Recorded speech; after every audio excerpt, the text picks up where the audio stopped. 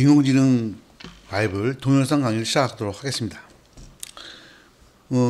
오늘의 주제는 최적화에 대한 것입니다. 그래서 보시면 그동안 우리가 이제 인공지능에서 쓰던 그 많은 탐색 기법들, 오늘 마지막 시간입니다. 보시면 맹목적 탐색, 정보 이용 탐색, 게임 탐색, 제약 조건 만족 공채. 그다음에 그래서 지난 시간까지 분기안전법까지 했죠. 그래서 이제 여러분들이 이제 이만큼에 대한 알고리즘은 다 배우신 겁니다.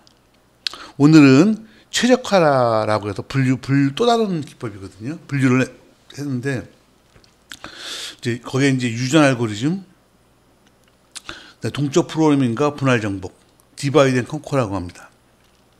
함수 최적화. 그래서 요 세 가지 카테고리를 나눠 가지고 유전 알고리즘, 동적 프로그래밍, 분할 정복, 제약 조건 최적화, 그다음에 이제 최소 제곱 평균법과 경사 하강법은 여기에 속하긴 하는데 워낙 중요하기 때문에 별도로 다루게 됩니다.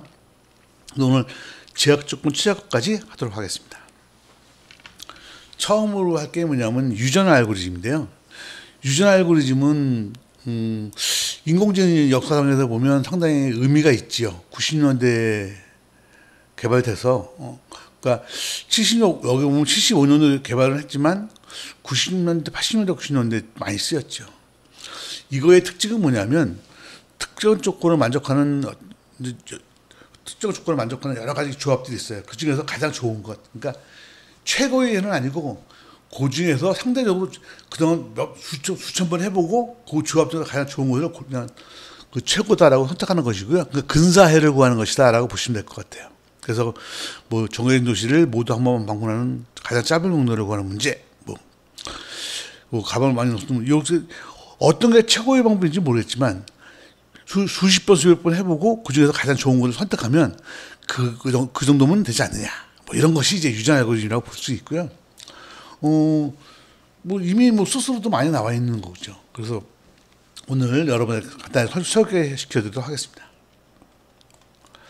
뭐 예를 들어 보면 유전 알고리즘은 이제 말 그대로 유전자 알고리즘이잖아요. 그러니까 처음에 이제 아무거나 임의로 하나 잡죠. 그다음에 이게 우리 조건을 만족하는지 평가를 해보고요. 만족하면 일단 그거를 현재의 최적화라고 보고, 이거 갖다가 도태나 교차나 돌연변이나 대치, 그러니까 우리가 유전할 때 발생하는 것들을 적용을 한번 하죠. 그럼 또 새로운 게 나오지 않겠어요? 그걸 또 평가해 보는 거예요. 이거 조건에 만족하면 우리가 조건을 만족하는 그 전에 있던 것과 요 새로 들어온 것을 비교해 보고 가장 적당한 걸 선택하는 거죠. 만약 조건에 만족하지 않으면 버리는 거고요. 또 이거 돌고 계속 도는 거죠. 그래서 프로그램을 할 때 보면 보통 한 뭐 1000번, 10,000번씩 이렇게 돌리죠. 그래가지고 이제 한번 찾아보는 거죠. 그래서 그 10,000번 돈 것 중에서 가장 좋은 것을 찾아가지고 그걸 새로 뭐 선택하는 방법, 그걸 유전자 알고리즘이다, 제네틱 알고리즘이다라고 얘기합니다. 그래서 뭐 여기서 보면 이걸 요 도태나 교차나 돌연변이나 대치 같은 방법들을 적용해서 할 수 있는데, 이거를 샘플을 한번 보여드릴게요. 예를 들면 프로그램으로 이미 다 그 개발되고 제공되기 때문에요. 여러분 원리만 잘 하시면 됩니다. 그래서 어떻게 하는 거냐면 처음에 6개 도시를 정하죠. 그러니까 정해진 도시를 한 번만 방문하는 가장 짧은 경로를 구한다. 그러면 6개 도시를 먼저 정하죠. 뭐 A, B, C, D, E, F 딱 정하죠. 그다음 이게 임의로 정한 거죠. 그다음에 6개 도시 임의로 방문 순서를 이제 C, B, D, F, A, 이건 내가 임의로 정한 거예요. 이것도 임의로 정한 거예요. 이렇게 방문하다가 치고, 이거 갖다가 이제 한번 11가지 방법이 있는데 그 중에서 이거 갖다가 이렇게 바꿔보는 거죠. C는 3번, 그죠? 그럼 이렇게 되죠. B는 2번, 되죠? D는 2번. 그래서 이렇게 쭉 하다 보면 이게 이렇게 나오죠. 여기도 마찬가지로 이렇게 하다 보면 이렇게 나오죠. 됐죠?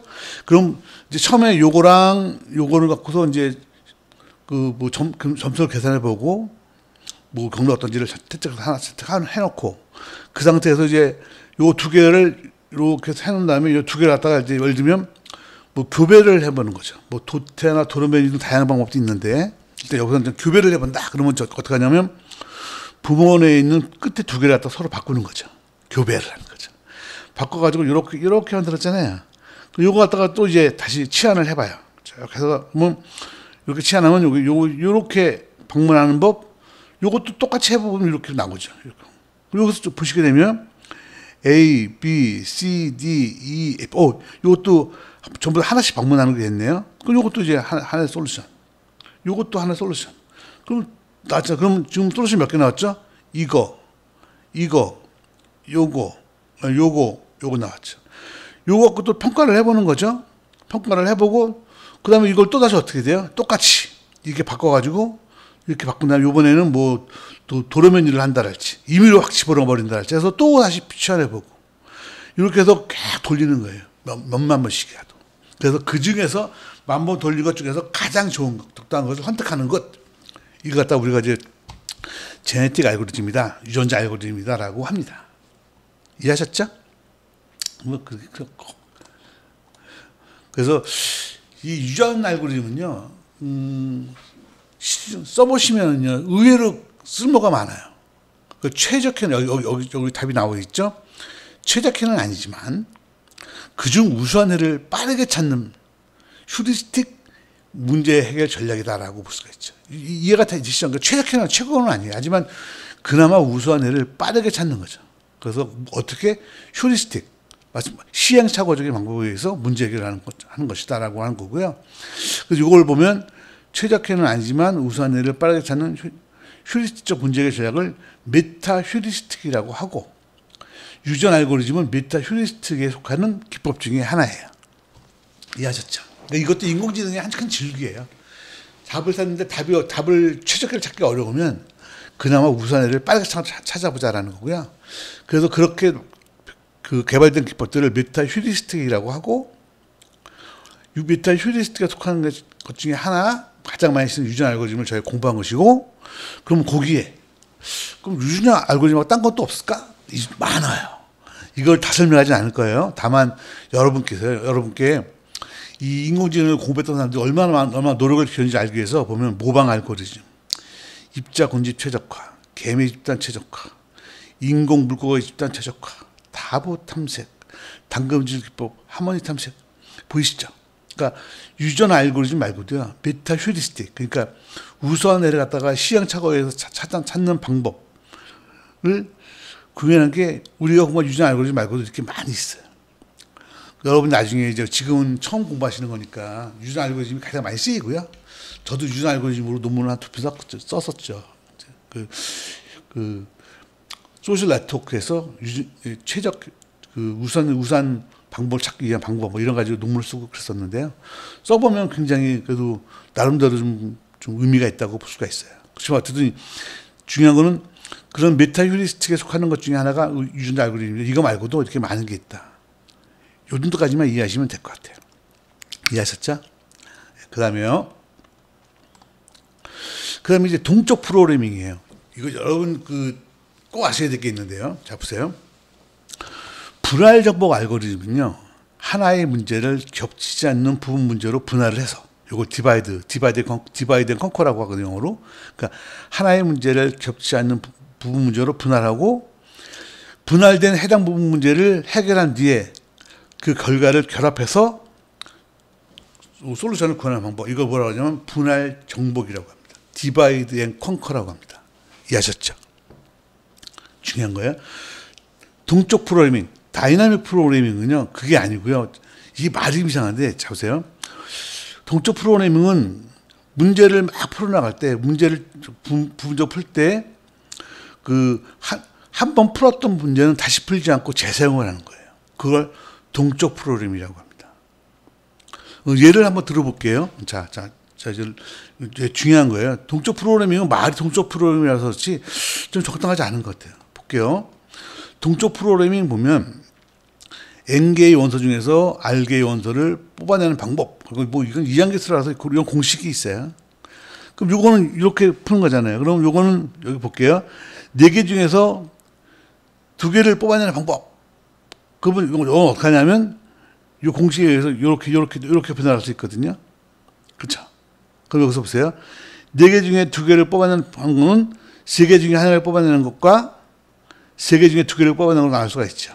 이것도 또 나눌 수가 있죠. 요거는 어떻게 돼요? 두 개 중에 0개, 두 개 중에 1개. 요 공식에 의해서 요거는 이렇게 뽑아낼 수가 있죠. 맞죠? 그 다음에 요거는 요거는 그냥 계산하면 되고 요거는 더 쪼갤 수 있죠. 쪼개 보시면요. 가만히 보세요. 여기서 보면 요거 두 개가 같죠. 그러면 이거를 두 번 계산할 필요가 있나요? 요것도 보시게 되면 요 부분과 요 부분이 똑같죠. 그럼 두 번 계산할 필요가 없잖아요. 그럼 어떻게 돼요? 이거 갖다가 기존에 계산된 걸 다시 불러서 사용하면 되죠. 그거 어떻게 하냐면 이거를 전부 다 계산하지 아니하고 여기서 보신 것처럼 이거는 이렇게 한 다음에 이걸 이렇게 나눠가지고 요거는 중복 요거 한 번씩 보이시죠? 요거 두 개를 한 번만 계산하고 같이 쓰고 요것도 한 번만 계산하고 같이 쓰면 되죠. 그럼 어떻게 돼요? 요거는 한 번 계산해놓고 그걸 재사용을 하죠. 그 우리는 뭐라 그러냐면 동적 프로그램이라고 그래요. 동적 프로그램은 중복 계산을 막기 위해서 저장된 결과를 저장한 다음에 필요할 때 다시 불러 사용한다. 그걸 동적 프로그래밍의 메모라이제이션이라고 한다라고 얘기합니다.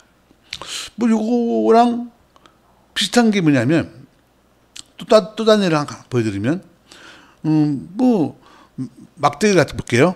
막대기가 이제 길이가 n개의 막대기가 있어요. 그 팔 때 하나로 팔면 그 길이가 하나, 둘, 셋, 네 개일 때, 그죠? 네 개가 있는 거죠. 그래서 이제 보면 이걸 갖다가 그 길이를 한 개로 분려, 4로 해서 팔면 가격이 그 다음에 두 개로 분리하면 한 개로 분리하면 어떻게 돼요? 길이가 4개니까 4를 그냥 팔니까 가격이 9잖아요.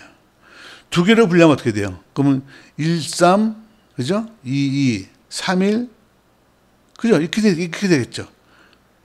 그죠? 두 개로 분리해서 파는 경우. 그러면 1, 3, 그죠? 1, 3, 9잖아요? 2, 2, 10. 그 다음에 3, 1은 뭐예요? 1, 3과 같잖아요. 그럼 이걸 그냥 9. 이거 제가 세상하는 거죠. 4는 뭐 그냥 9. 세 개로 분리하는 경우. 세 개로 분리하면 어떻게 돼요? 1, 1, 2, 1, 2, 1, 2, 1, 1 이렇게 되잖아요. 그럼 요건 어떻게 돼요? 요거 1, 1, 2. 한 번만 계산하면 요거 어떻게 되는 거예요? 같잖아요. 재활용. 그래서 보세요. 어떤 문제를 해결함에 있어서 그 문제를 이렇게 분리를 하는 거죠. 그 문제를 조그만 그 부분 문제로 분리를 쫙 해놓고 나면 부분 문제로 분리한 것 중에서 요것처럼 이렇게 1, 3과 3, 1은 같은 거니까 요거는 다시 계산하지 않고 재생해서 그 계산해 버리는 것. 이런 거 갖다 우리가 뭐라 하냐면 동적 프로그램이라고 하는 거예요. 처음에 말이 동적 프로그램이라고 해놔서 뭔가 대단해 보이지만 그런 건 아니죠. 그래서 동적 프로그래밍은 재활용, 중간 결과를 재활용해 가지고 뭔가 계산하는 걸, 그런 걸 말하는 거구나. 그래서 요 앞에서 봤던 것처럼 2단계 들어가기 위해서 쭉 나눠 가지고 똑같은 것들 재활용하잖아요. 여기도 마찬가지로 보면 이런 거 재활용하잖아요. 보이시죠? 이런 것들을 동적 프로그램이라고 해요. 이해하셨죠? 좋아요. 이번에는 디바이드 앤 컨커를 해볼게요. 자, 문제가 있어요.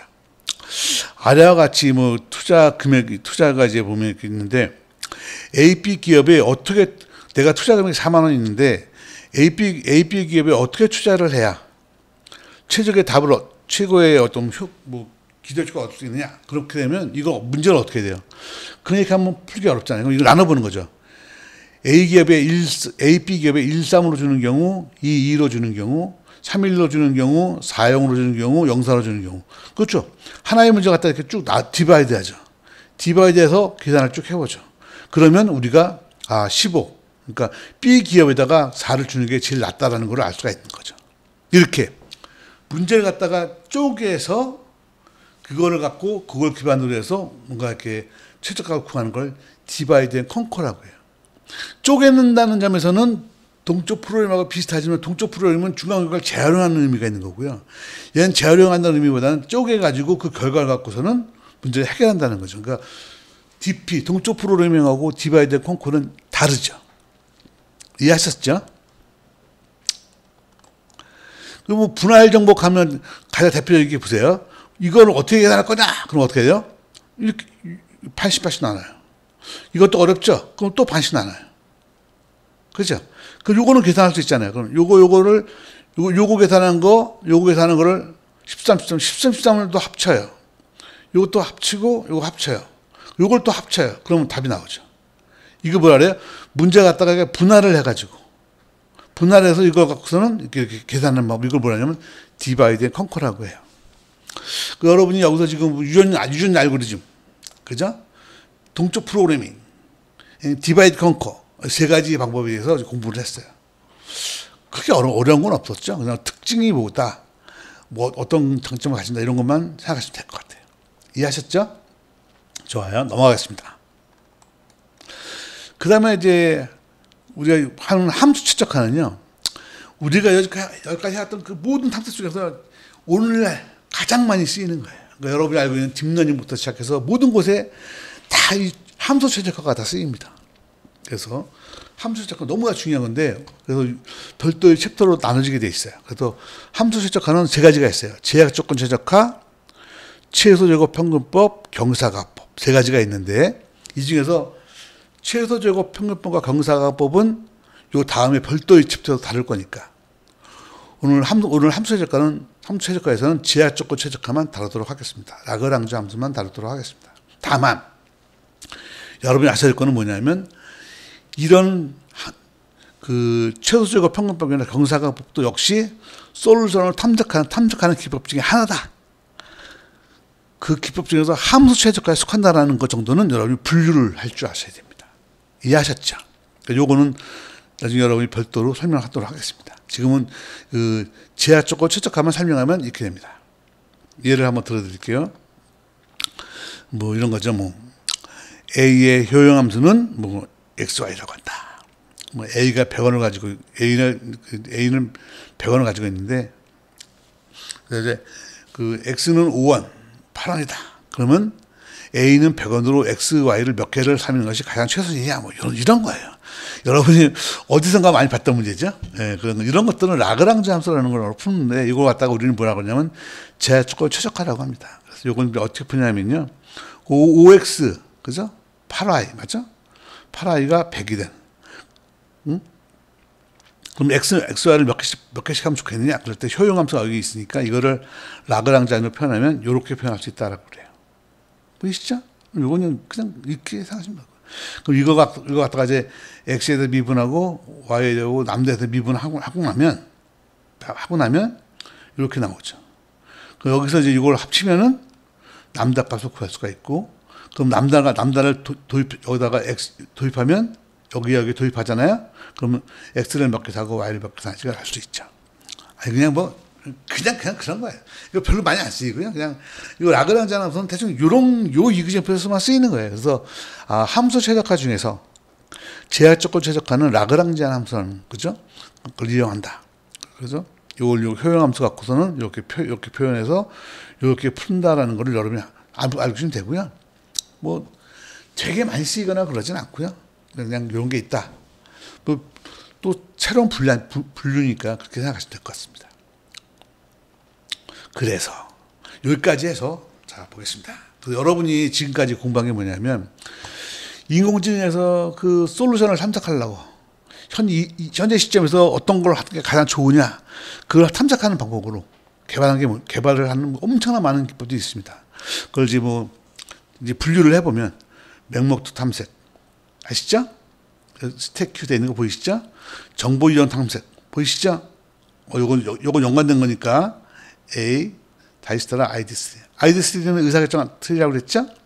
게임 탐색 미니맥스 알파벳 가지시기 몬테칼로 트리 탐색 보이시죠?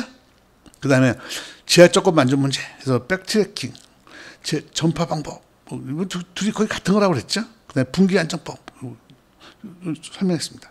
그 다음에 최적화는 조합 최적화, 그 다음에 유정자 알고리즘, 그죠? 메타, 그 다음에 동적 프로그래밍과 분할 정복, 그죠? 그 다음에 이제 함수 최적화가 있죠. 그래서 라그랑주 함수까지 했어요. 그 다음에 최소 제곱 평균법과 경사가법도 여기에 속하는 건데, 이건 워낙 중요하기 때문에 별도의 챕터에서 내가 이어지는 챕터에서 별도로 다시 설명하도록 하겠습니다. 오늘은 여러분이 꽤 오랜 시간 동안 이거 하나씩 설명을 해가지고 꽤 오랜 시간 동안 이거 하나씩 공부했고요. 꼭 기억하셔야 될 건 뭐냐면 인공지능에서 탐색한다는 것 가장 중요한 겁니다. 탐색하는 방법이 이렇게 발전해 왔고요. 그럼 오늘날 딥러닝이나 이런 데서는 뭐를 쓰느냐? 경사각법을 쓴다는 걸 아시면 돼요. 그죠? 여러분 회귀 분석 예측할 때는 뭐를 써요? 최소 제곱 평균법을 쓰는 거죠. 요거 두 가지가 요즘 가장 많이 쓰이죠. 물론 이거 말고도 몬테카르로 틀 탐색도 많이 쓰이고요. 그죠? 동적 프로그래밍 분할 정복은 의사결정할 때도 많이 쓰고요. 경영학에서도 많이 쓰여요. 유전자 알고리즘은 일반적인 솔루션을 시행착오로 구할 때 많이 쓰이고요. 그죠? ID3 의사결정할 때 쓴다 그랬죠. 요거는 A스타하고 다이스타라는 경로를 찾는 거고, 그죠? 여러분 많이 배웠네. 그죠? 그래서 여러분이 꼭 아셔야 돼요. 그러니까 요 맹목도 탐색을 계산한 것들이 여기 보면 백트래킹이나 지하철 전파, 분기한점 이런 것들이죠. 이런 것들과 요 깊이 요소, 넓이 요소과의 차이점도 구별할 수 있어야 되고요. 지금 말한 게 대충 이해가 되시죠? 그래서 요 정도까지 아시면 인공지능을 공부하시면서 탐색 쪽에서 아마 거의 핵심적인 것들은 다 공부했다고 볼 수가 있고요. 여기에서 파생돼 가지고 몇 개 더 많이 나와 있습니다. 근데 그런 것들은 이제 여러분이 공부하실 때 큰 어려움 없이 정복하실 수 있을 겁니다. 탐색은 참 내용이 많았는데요. 여기까지 오시느라 수고하셨습니다. 오늘 여기까지만 하겠습니다.